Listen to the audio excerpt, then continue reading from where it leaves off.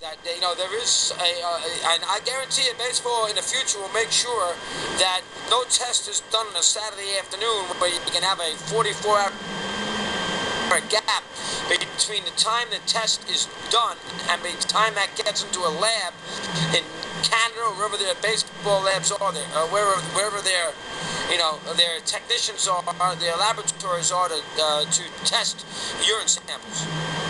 But it was no secret, folks, if you read over the weekend, everybody who work for doping organizations, whether it's the WADA, whether it's the Olympic thing, whoever works for these doping organizations, all of them said, quoted all over the place, that it was absolutely absurd that Das ruled on a technicality in Braun's favor. Every single one of them. I did not read one expert all weekend who is in the drug testing business. I did not read one of them, New York Times, local papers, anywhere, that indicated that, in fact, you know what, this is a joke here. Now, I heard, lawyers can pinpoint the 44-hour thing and come up with and concoct these wild schemes all they want. But again, when you concoct a wild scheme, as Braun tried to do on Friday in Maryville, Arizona, the one thing that Braun conveniently left out, that whole hour and a half or hour dissertation, was motive. Where is his motive?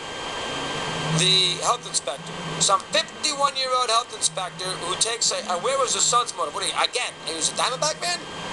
Where is the motive for anybody to, and it had to be only two people, because the house was not broken into that weekend, and somebody went downstairs in the basement, opened it up, and saw a refrigerator, and saw Braun's sample, and fooled around it. So it had to be somebody, one of those two people.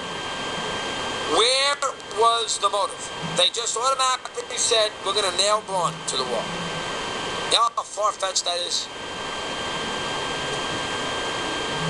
Listen, I can't explain. You want to make a case that Braun's a good guy, mid-market, stayed in the same place his whole career, you can go right ahead. A cooperative, been a good player, MVP, go right ahead. You can, nicest guy in the world, he's the same physicality that he's always been, you go right ahead. But what you cannot explain, is a failed drug test. Not beyond a reasonable doubt, unless, of course, you're Sean and Gus.